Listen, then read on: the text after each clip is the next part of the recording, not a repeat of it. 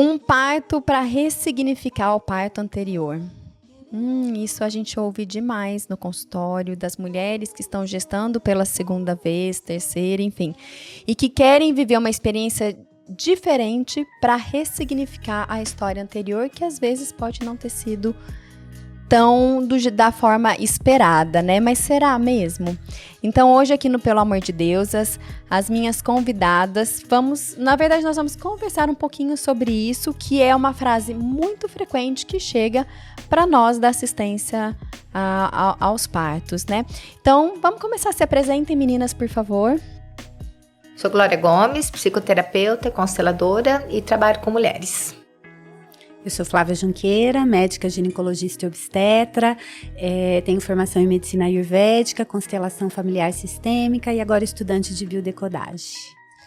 Eu sou Cláudia de Souza Lima, também sou médica, pediatra, atuo na medicina integrativa, na prevenção do envelhecimento e também na biodecodagem, que é uma outra especialidade, e sou biopsicoterapeuta, então, nessa especialidade, e consteladora familiar sistêmica.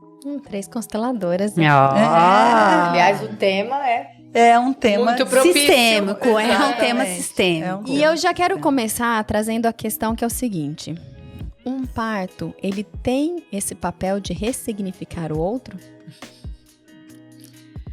Acho que é unânime, né? Qual é o papel do parto, né? Então, essa é a pergunta.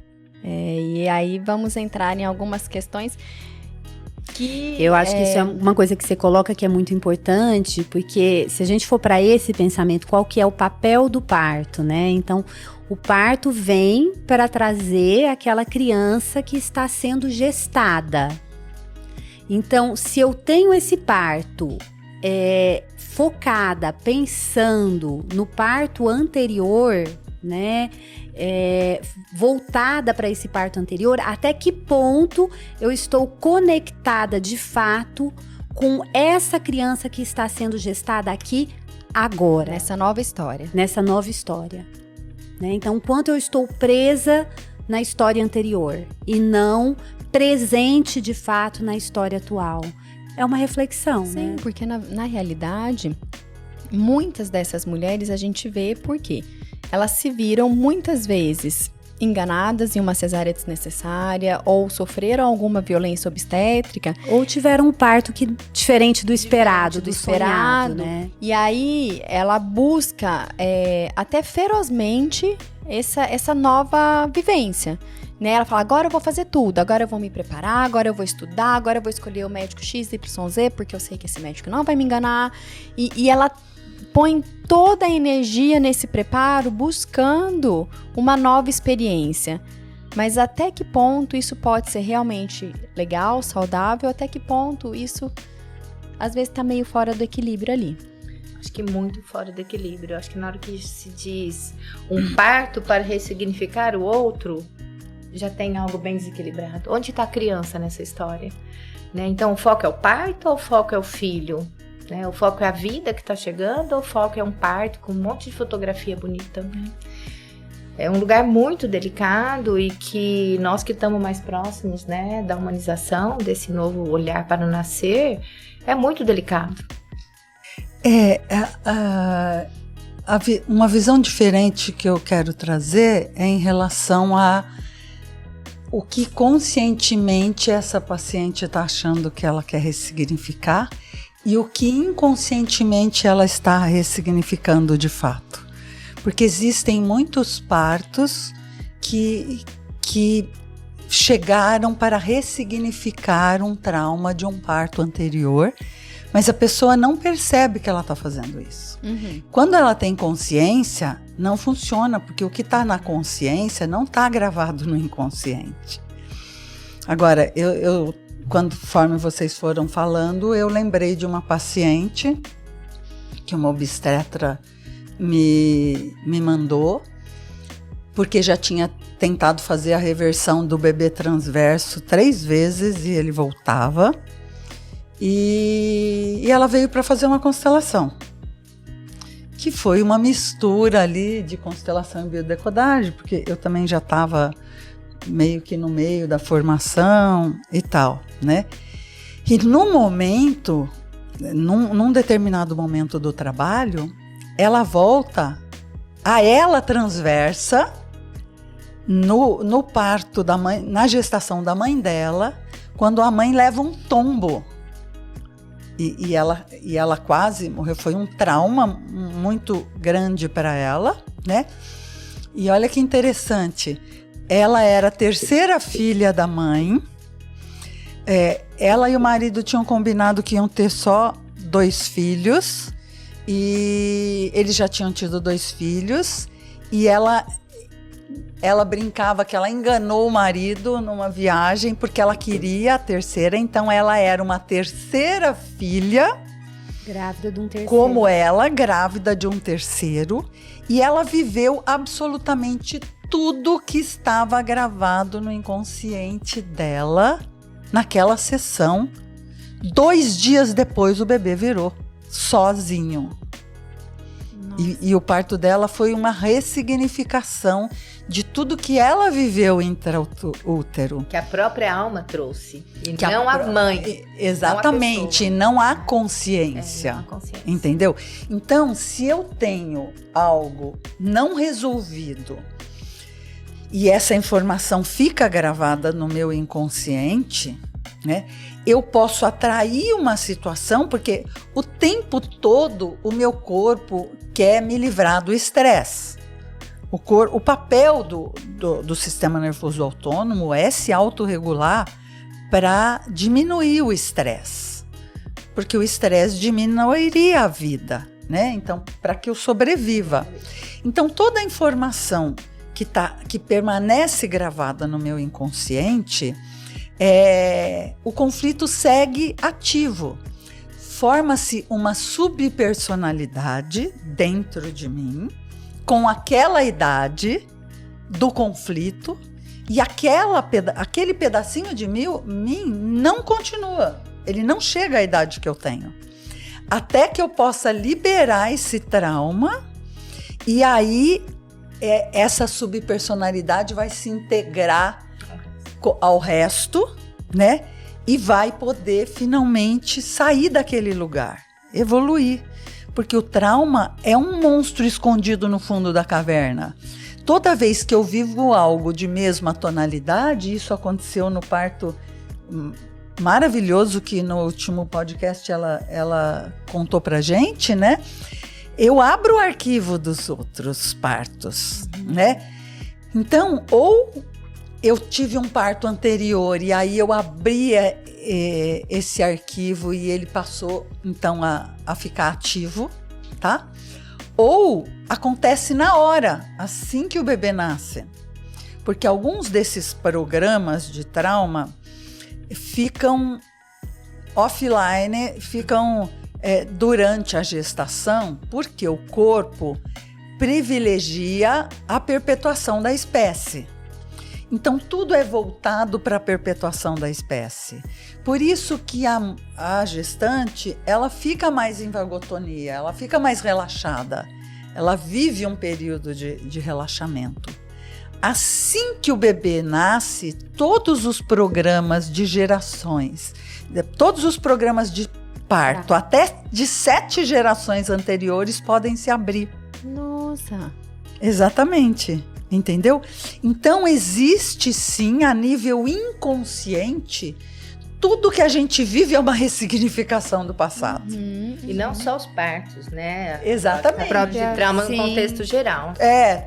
Tudo, né? Agora, o que a gente acha que não é o que a gente acha que é. A nível da consciência. Eu tô pensando aqui que é muito interessante isso que a Cláudia está trazendo, porque essa questão do equilíbrio que a gente traz muito aqui, sabe? Que não é nada 8 ou 80.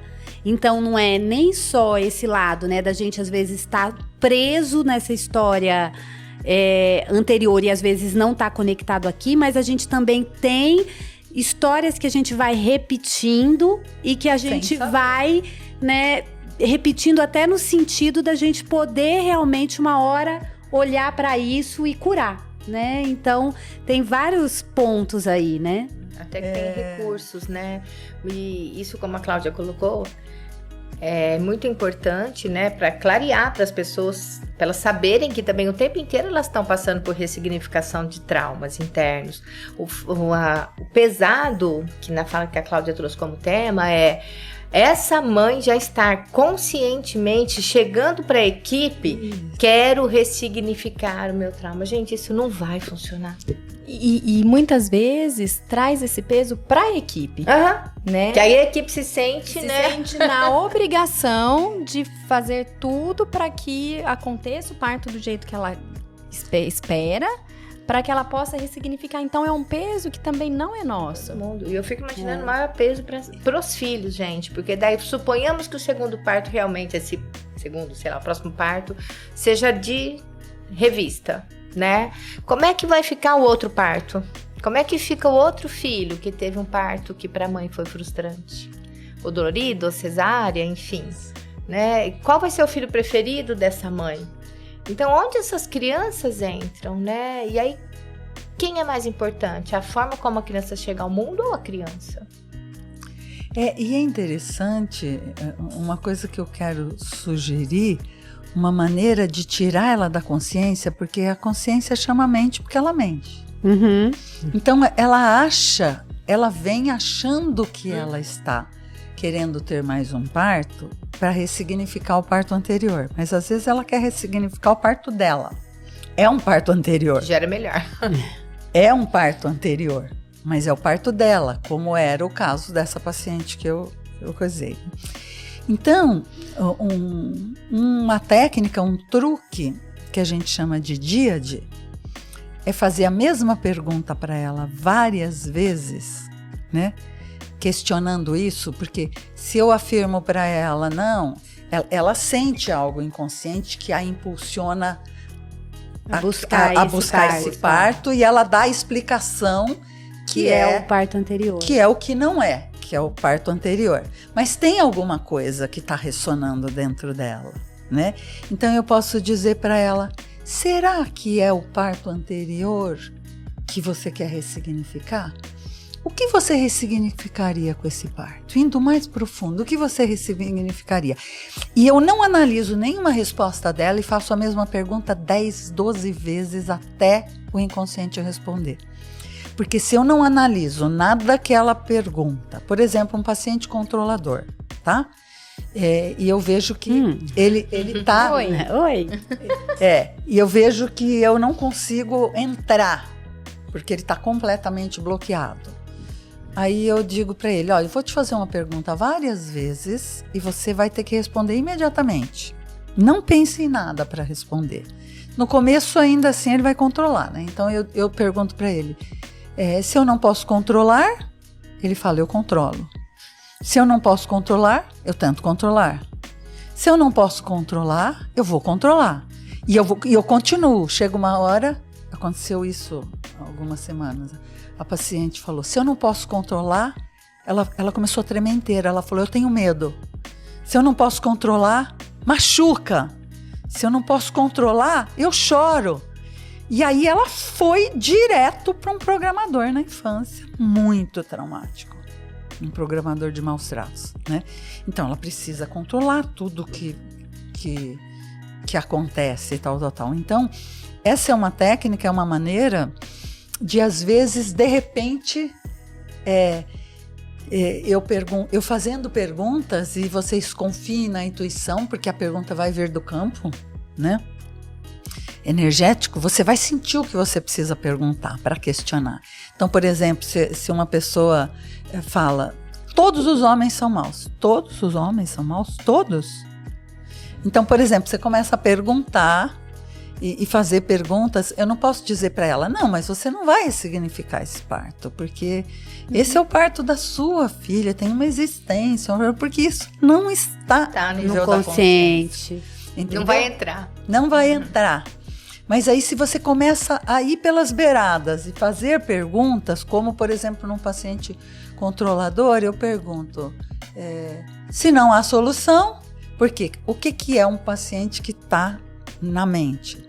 Ele precisa controlar tudo, ele precisa encontrar uma solução e ele não pode sentir emoções fortes. É sempre o medo da dor, né? Então, eu vou por esses 3 caminhos. Uma hora eu pego ele. Até sei o que você vai fazer comigo. Assim, a intenção não é pegar ninguém, né? No bom sentido. A intenção Pego ele pra cura. é desarmá-lo para que ele finalmente possa se abrir e olhar para isso. Porque eu sempre digo, não tenha medo do que o seu inconsciente mostrar. O inconsciente não traz nada que você não esteja preparado para ver. É a hora de você deixar o monstro sair do fundo da caverna, sabe? É a hora. E aí você dá todo um ambiente assim, né? Eu tô aqui com você, você não está sozinho. Porque na memória traumática, eu estava sozinha, ainda que numa multidão. O viver aquilo em solidão é assim, ninguém percebeu o que eu estava vivendo e nem eu me comuniquei. Então, energeticamente, eu estava sozinha naquele trauma, né? E quando eu estou numa postura de esperar pacientemente, ouvir, ir repetindo sem analisar nada, uma hora vem a emoção e aí depois a própria pessoa toma consciência daquilo e ressignifica a ressignificação que ela achava.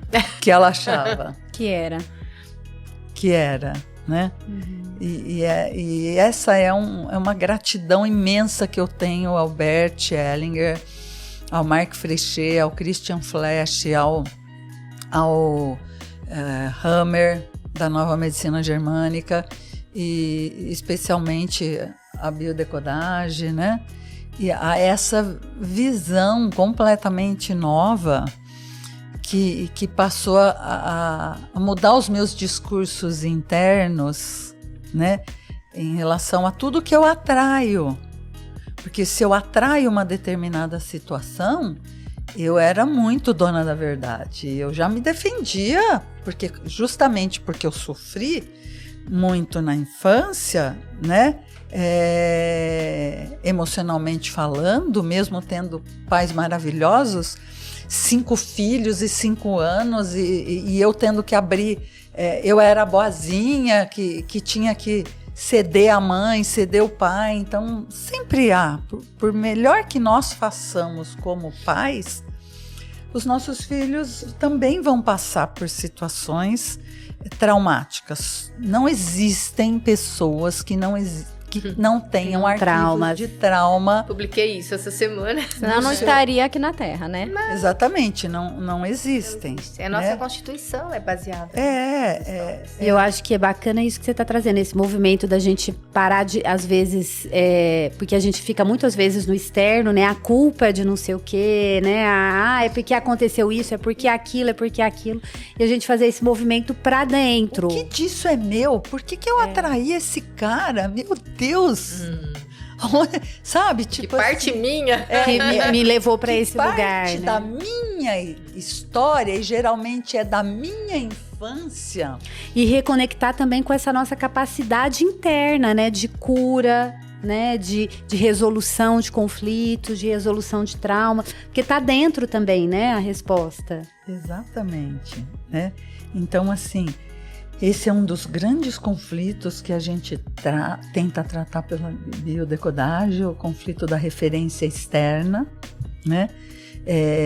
Toda doença autoimune é um conflito de referência externa, porque eu só consigo viver às custas de destruir uma parte de mim mesma. Por quê? Porque o outro é mais importante do que eu. Então, eu preciso olhar em que momento o outro foi mais importante do que eu passei a criar anticorpos contra mim mesma. Cláudia, olha que profundo, e o quanto que isso tem a ver com o começo do que a Cláudia trouxe, né? O quanto essa mãe que tá olhando pro outro parto pode causar de doença autoimune nesse filho, porque ele não tem importância. Olha que interessante, que deu uma volta e você foi numa coisa assim que eu não tinha nem pensado nisso, né? Que a doença autoimune, ela pode começar aí, né? Na Você mãe. recebeu o paciente lá. Que olha pro outro filho. Ressignificou o parto. E aí a filha. Eu tenho um rapaz que me... A gravidade que é isso. Não, eu tenho um rapaz que eu trabalhei com ele, que a mãe no primeiro parto, o bebê nasceu, e assim, tinha todo o enxovalzinho, o nome do bebê, etc e tal. E o bebê nasceu e levaram o bebê, parece que o bebê não estava bem. Quando voltam com o bebê, trazem o bebê morto. Ela toma um choque, porque eu escrevi isso para o Gustavo ontem, né? Todo biochoque é um transe. É um transe ligeiro, sabe? É uma emoção tão forte que você te tira, né? Que te tira. Aquele transe fica lá. Congeladinho em algum lugar. Congeladinho em algum lugar, tá? Aí, 2 anos depois, ela tem esse filho, claro, põe o mesmo nome do bebê que morreu, usa o mesmo enxoval, e ela sai do transe quando recebe esse bebê. Então, que filho ela recebe? O primeiro ou o segundo? O primeiro. Ele nunca pôde ser ele. Ele nunca encontrou uma identidade. Se tornou homossexual, ficou casado com essa mãe energeticamente, porque o projeto de vida inconsciente dela era que ele viesse para tirar ela dessa dor profunda. Isso inconsciente, né? Olha que inconsciente. E todos nós viemos com esse projeto, né? Em algum lugar. Então, esse é o trabalho do Marc Frechet, do Projeto Sentido, né? Que é uma das bases também aí da formação da biodecodagem. Qual é o projeto inconsciente que inconscientemente eu projetei sobre a cada um dos meus filhos em cima da necessidade que eu estava vivendo desde 9 meses antes da concepção. 9 meses antes? Até 3 anos. Então, por exemplo, se eu chego a 9 meses antes da minha concepção, minha mãe tinha um bebê de 3 meses. Por que motivo ela precisava ter outro bebê? Entendeu? Então, qual era a necessidade dela? Assim, sabe? E aí entra tudo, né? Sexualidade não existia. Ela precisava crescer, essa família, Então, assim, qual era a programação dela? Então você fica presa nessa programação. E a gente, até que faça um trabalho para tomar consciência do projeto sentido dos nossos pais sobre nós, a gente cumpre fielmente o projeto sentido que foi inconscientemente projetado sobre nós. Nossa, que loucura. E daí você pensa, esse filho que veio para ressignificar, ele tá dentro desse projeto. Exatamente. Eu tava fazendo 9 meses antes. Eu vou dar uma olhada nas minhas fotos para ver se eu lembro o que eu tava vivendo. Por exemplo, a primeira mulher da nossa vida para o homem, a mãe, e o primeiro homem é o pai, né? Então, o projeto sentido do meu pai sobre mim era eu ser a substituta, a mãe substituta dele. Que ótimo. Substituta da minha avó. Porque o meu pai perdeu a mãe com 1 aninho. E ele não foi cuidado por uma mulher. Quando ele se casa, a mulher tem um filho atrás do outro. Ela quer cuidar dos filhos. Não cuida dele de novo. E não vai cuidar. A primeira filha, a mulher, vai cuidar dele. Que foi você. O que eu faço até hoje? Meu pai tá na cama. Quem que cuida dele? Quem tem que ir todo dia lá? Só que hoje eu faço com consciência do meu projeto, porque quando você toma consciência do projeto inconsciente que você nunca nem tinha imaginado, você pode devolver o projeto para o seu pai e escolher algumas coisas. Pegar o que tinha bom. Como eu fui programada para ser a cuidadora, eu virei uma cuidadora de todo mundo, não só dele. eu acabei fazendo medicina. Eu não vou abrir mão da medicina, é a alegria da minha... É assim, é uma das grandes alegrias da minha vida. Eu amo muito o que eu faço, talvez justamente porque eu amo muito meu pai, né? Mas tá tudo bem. Mas tá tudo bem, não é uma coisa que me traz problema. Mas daí você vai pegar o que você quer, Quando né? eu ressignifico as crenças, eu vejo, essa crença é útil para mim? Não. Que crença seria mais útil?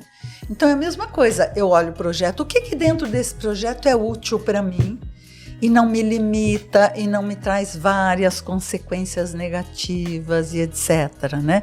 Então, por exemplo, eu me formei, todos os namoros que iam dar certo para casar, eu não punha para frente, porque eu tinha que continuar cuidando do meu pai. Então eu saía de casa, só que isso era inconsciente, claro. Eu saía de casa e voltava. Eu sentia aquele impulso de ir para a vida, então eu me formei com 27 anos, já ganhava super bem. Resolvi fazer uma pós na USP em São Paulo, fui para São Paulo, montei apartamento e etc. Primeiro que a primeira faculdade de medicina que eu entrei foi em São Paulo, eu fui fazer, não consegui ficar, voltei. Fiz medicina em Ribeirão para ficar grudadinha nos meus pais, porque além do projeto sentido do meu pai, tem o da minha mãe também sobre mim, né? Quem que voa, né? Quem que voa. E aí, aí quando fui morar em São Paulo, não consegui ficar, voltei. Aí eu falei, não, mas eu preciso ter a minha casa. Aí eu fui, comprei um apartamento aqui, montei o apartamento, comprei cozinha da kitchen, comprei isso, comprei aquilo. Por um ano eu não conseguia ficar. O meu projeto de sentido me trazia de volta para a casa dos meus pais. Sua irmã precisa assistir esse podcast. Corta. Tava pensando agora. E aí, quando eu tomei consciência, eu me libertei. Eu posso fazer as minhas escolhas e posso, na medida do possível, cuidar deles. Quando a gente deixa a família de origem e forma a nossa família tem prioridade sobre a de origem. O meu filho hoje tem prioridade sobre os meus pais. Eu consigo cuidar do meu filho, consigo cuidar dos meus pais. Mas eu lembro quando meu pai internava toda hora, eu corria, ia cuidar do meu filho, sabe? Via se estava tudo bem, falava, filho, dorme, a mamãe vai... Porque ele era um adolescente e tal, eu dava uma assistência e voltava para cuidar do meu pai. Então, assim, eu não deixo a minha vida e abandono a minha vida, mas porque eu me libertei do projeto sentido e peguei o que eu dou conta. Essa semana mesmo, meu pai está numa solução que não tem o que fazer, né? Em algumas situações é muito difícil. Eu tive uma catarse quando a moça ligou e falou, ai, doutora, eu já tinha ido lá, passado o final de semana, ido atrás de ceftriaxona injetável feito e tal.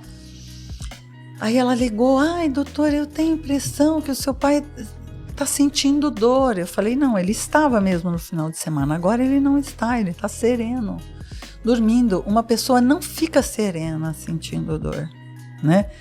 Aí ela começou a insistir, eu me senti pressionada e eu comecei a gritar. Eu falei, eu sou filha dele, eu não sou a médica dele. A cuidadora. Não, é por causa do home care. Eu falei, pede pro médico do home care e aí, porque eu não tenho mais o que fazer.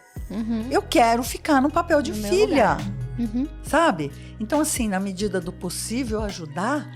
Mas tem decisões que eu não consigo mais tomar nesse período. E, ao mesmo tempo, eu tenho que trabalhar a aceitação do destino que o meu pai está escolhendo para ele. Eu vejo, pelo que a biologia dele me conta, eu digo para ele, pai, descansa. O senhor fez demais por todos nós. Tudo que eu faço de bom, de louvável, de amável, todas as pessoas que eu ajudo, que não são poucas, toda a ajuda que eu dou para mim mesma, todo o amor que hoje eu sinto por mim, tudo veio de você. Do projeto. Não, e veio dele também. Não, e muito do projeto, do cuidar, né? E do exemplo, meu pai Eu falo que ele está se santificando, ele está vivendo o martírio dos santos porque ele se santificou por aqui mesmo, né? Mas, enfim, assim, tem muita coisa misturada.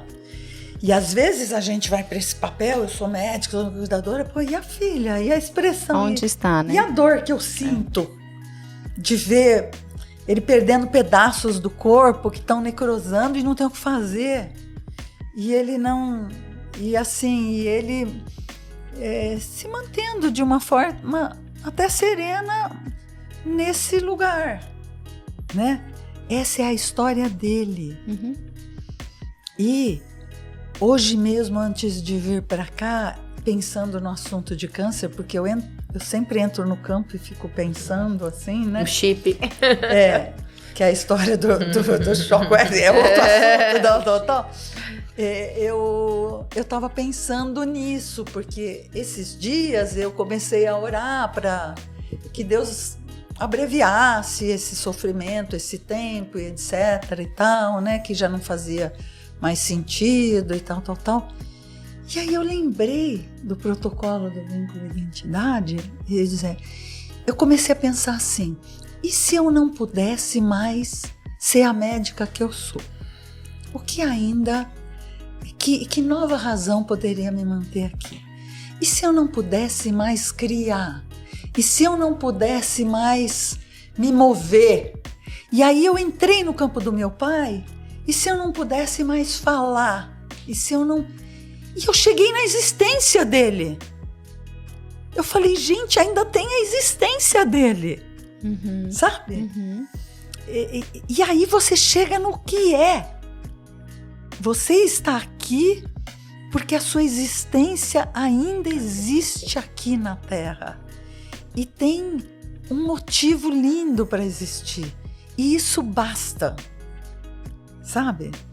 Então, assim, a gente pode ajudar a pessoa que está querendo, na narrativa, na historinha que eu falo que é o blá, blá, blá, blá, blá. Da mente, dizer que ela está querendo fazer isso para ressignificar aquele parto que não foi bom, aquela médica escrota, ou isso, aquilo, tal. E eu olho para isso, mas sem julgamento, eu vou tentar levá-la para um outro lugar, tá? Porque tem uma intenção boa, porque tudo que a gente tenta fazer tem uma utilidade e uma intenção boa. A questão é que ela acesse isso, né? E aí, ela podendo liberar isso, ela vai poder ter essa criança, porque essa criança está pronta lá na imensa vida, esperando para vir para cá. E escolheu essa mãe, com esse projeto, esse pai, com esse projeto, porque é uma corajosa. Porque já quer ser salvadora da família. Porque ela está disposta. Essa experiência que veio viver aqui na Terra. Ela está disposta a ser a pessoa que vai mudar as gerações seguintes. Sabe? Que vai despachar os conflitos transgeracionais que vêm se repetindo há não sei quantas gerações, para que o filho dela e os netos e as próximas gerações possam honrar os ancestrais, fazendo diferente, fazendo mais leve, realizando sonhos que eles não puderam realizar, né? E honrar até essa dor, né? Que essa mãe conscientemente está buscando ressignificar. Exatamente. Que muitas vezes é a Gente, é muito mais mesmo. profundo que eu imaginei. Não, Eu tô assim, ó. Dá os 3 podcasts. Aqui é muito mais profundo. Eu tô imaginando o que eu vou falar quando alguém falar de novo pra mim que vai ressignificar o Consulta parto. com a Cláudia. Eu falar, olha, não sei o que te Tô esse dizer número. mais. Marca uma consulta. Vamos pra fisioterapia e você procura outra pessoa, porque daqui eu já não entendo mais Vamos nada. mexer aqui. Isso mesmo, gostei. Pra despertar aí, porque... Quero contar uma coisa bem prática. Sei que a gente já tá quase aí no horário. Eu atendi, acho que uns 4 meses atrás, a queixa uma mãe que entrou no Mulheres de Gaia. Então, assim, foram caindo umas fichas, né? E aí ela pediu um horário. E a queixa dela, uma história bem pesada, assim, a criança morre no parto, bem parecido com isso que você contou, por isso que eu lembrei, né, da criança que nasce bem e vai a óbito. Uma menina nasceu forte, parará, e foi a óbito. 7, agora, não sei quanto tempo depois, tipo, sei lá, 8 meses, 9 meses depois, ela engravida novamente, esse filho hoje tem 7 anos. E aí, o que ela trouxe para a sessão eu noto que o meu filho, a outra menina, né, está com um comportamento extremamente feminino. E se tudo bem, se ele escolher ser homossexual, está ok, vou acolher, ok, mas eu acho que ele está... Ela mesma falou assim, eu acho que tem alguma coisa a ver com a filha anterior. Ela já tinha um bom nível de consciência, né? Ela já vem e ela é de uma religião bem fechada. Eu achei muito interessante ela conseguir acessar com essa clareza, né? E aí, lógico, não foi difícil trabalhar, porque ela já estava Aberta. com o campo bem aberto, né? Aí trabalhei com constelação, fiz a desidentificação dele, né? Do garoto. E foi uma mudança, foi uma sessão, uma constelação. Ela voltou na próxima e fez assim... Eu tenho outra criança em casa. Foi muito profundo, mas realmente porque ela já estava aberta para aquilo. Mas o que eu quero colocar o menino realmente, ele vai com ela nas sessões, ele espera lá, porque acho que é horário de escola, alguma coisa assim, né? Aí ele resolveu cortar o cabelo, parou de fazer as dancinhas do TikTok que ele fazia, mudou os hábitos, assim, começou a usar camiseta, coisa que ele não fazia. Aí semana passada ela chegou e falou assim, ele pediu, como é que ela falou? Ele pediu pra fazer uma mecha no cabelo, pra descolorir, essa coisa de pré-adolescente que descolore, faz tal. Aí ela falou assim pra mim, mas eu fiquei pensando, se eu fizesse umas mechas rosa? Ela que procura. Exato, eu achei importante colocar, porque ele desidentificou, né? Mas ela ainda não. Enquanto ela... Ela voltou, a hora que ela falou, aí eu falei, bom, vamos começar alguma coisa nova nessa sessão. Tá? Eu achei importante colocar isso. É bem mais profundo do que... Eu já disse, muita terapia nessa vida. Nós somos a geração que Vai fazer terapia. vai fazer terapia, os nossos Ainda bem filhos. que nessa formação que eu fiz, a Flávia está fazendo, o Christian Flesch obriga no mínimo 10 sessões de terapia para ser validada, cara. Então você tem que fazer, porque você tem que apresentar e tal. É porque como que a gente vai cuidar do outro se a gente não cuidar da gente, né, Exatamente. gente? Se a gente Parte não olhar desse as lugar. nossas próprias Exatamente. limitações, né? É. Isso é muito importante. E eu acho que isso daqui é um parto para ressignificar outro episódio 1, episódio 2, Eu episódio 3. acho que o mês que vem a gente faz de novo. Porque é muita coisa assim, minha cabeça tá meio doida, assim, sabe? Ela tá até com o olhinho virando. Entrou em catarse. Esse é daqueles que a gente sai daqui meio desorientado. Eu tô ainda meio assim, falei, tá, então acho que é isso, acho que acredito sim, muito profundo, mas tem muito caminhar aí, e eu acho que vale a pena olhar para E isso. o legal é isso, né? Trazer essa mensagem do olhar. Né? olhar É importante cada um pra olhar si. para cada um desses sentimentos, cada uma, né, desses pontos. Isso, e se você sentir necessidade, procure ajuda aí, né, de um terapeuta para te conduzir nesse caminhar. Certo? Que é muito profundo. Muito profundo. Obrigada, menina. Você é Obrigada. maravilhosa. Obrigada.